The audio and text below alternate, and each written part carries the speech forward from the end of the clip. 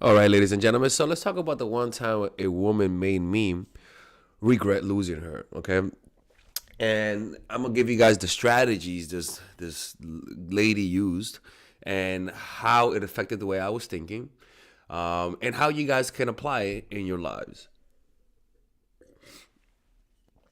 I've gone over the story a few times, but there are some elements that I think you guys can learn from my mistakes. And obviously, people, I'm the bad guy in this situation. Okay, don't get it mistaken. Don't be shocked. Don't be flabbergasted. Don't faint and hold your handkerchief in front of your forehead like you're shocked that I'm not toxic, people. Okay, this is more for you to learn from your enemies, people. This is more for you to learn from the men who are gonna play you. So drop that judgmental fucking bullshit and listen to the story. All right. Um, so long story short, I met this girl. I liked her because she knew she was a great plumber. Okay. Um, she was really good at that. Hey, hey, I've had a lot of plumbers in my life too. Yeah, that's right. If I know what you're talking about, Tyrone has had a lot of, and I mean a lot of plumbers. Anyways, I gotta go. I am so excited today. What? All right. Anyways, um, so she would come over every once or twice a week and hang out. We would get some breakfast. We would chat. Mind you, this chick, she was a fucking mute. Okay, I always thought she was mute because she barely spoke. She barely talked. She barely fucking talked. Like when I was with her, I'm like, yo, this chick needs to talk. I can't be the only one talking all the time. Anyways, um, so so she would come over, and then after we would finish, she would go and stuff like that. But I could tell she was falling in love with me, and I could tell that she wanted a relationship, right? Um, and but I was not gonna give it to her. Um, she would never sleep over in my bed. I would never let her sleep over.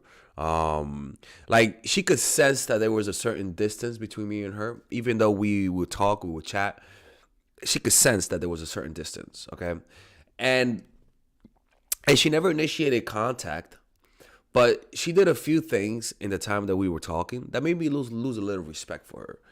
And for and I've said the story many times, so you could just go back and look at the story. So what did she do to make me regret losing her, right?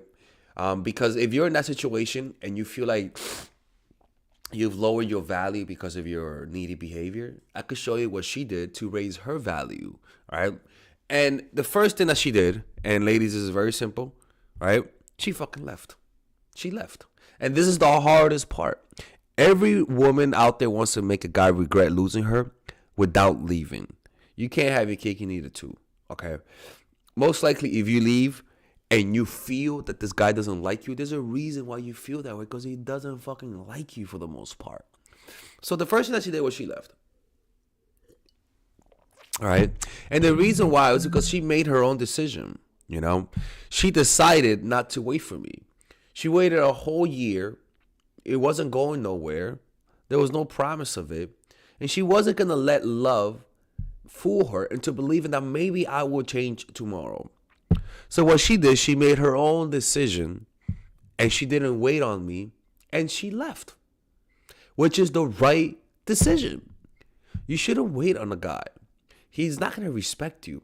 Some people will only respect you if they leave you, if you leave them and you stand up to them.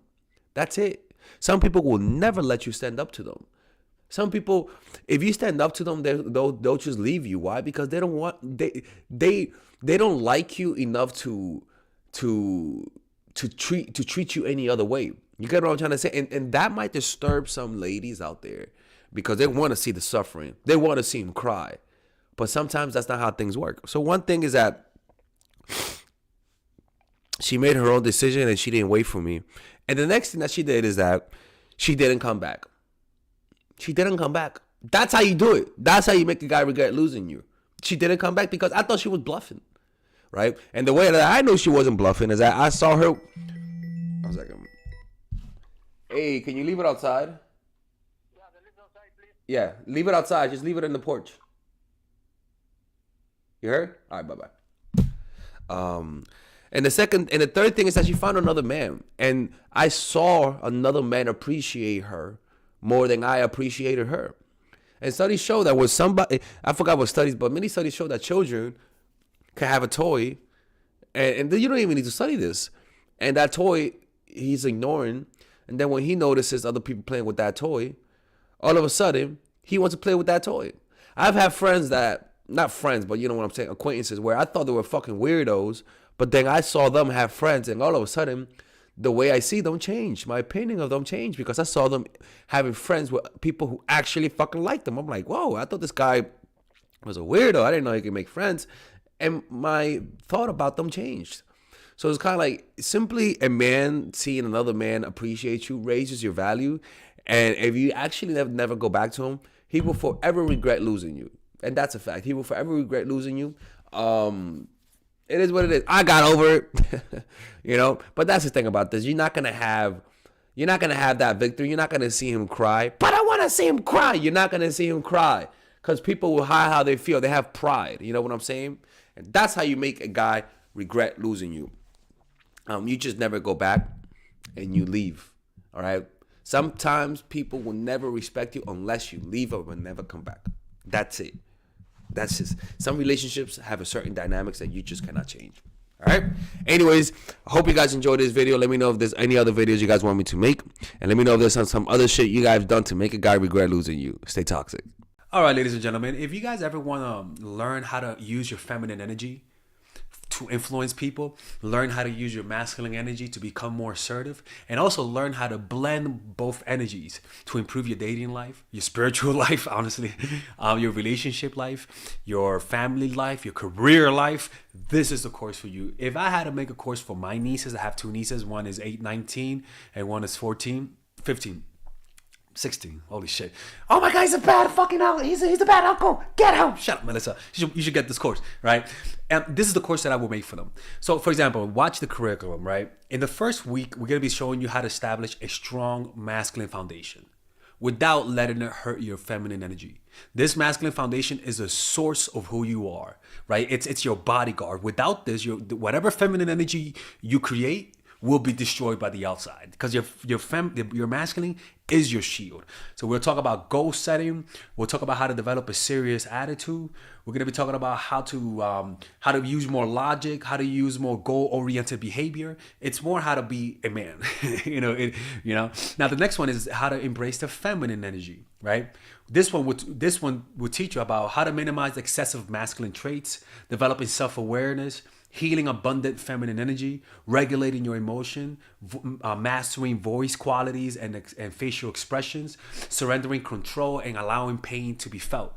This is honestly, this will supercharge, like Kaioken, your masculine energy. After that, we have femininity in the workplace and how to be feminine in the workplace without letting people take advantage of you, and the nuances of how women on power should behave versus women who are subordinates in the workplace, and even the dress code. This is based on psychology, people. It's kind of insane. I'm actually excited about this one. The next week, we talk about navigating the labyrinth of male and female friendship. And this, a lot of women find confusing, so we talk about that. And how to identify envious friends, how to identify the good friends, how to keep male friends, and how to keep female friends. Week 5, we talk about how to release the burden of the past and stop and destroy mental projections. This is actually really powerful. And then week 6, we talk about how to increase your observational power so that you could read people better. And we have a bunch of bonuses. The course starts at $99, and you guys can pre-order the course today at $69 before it goes out. If you're watching this, most likely I'm in the meditation retreat, so I will be praying for all of you guys.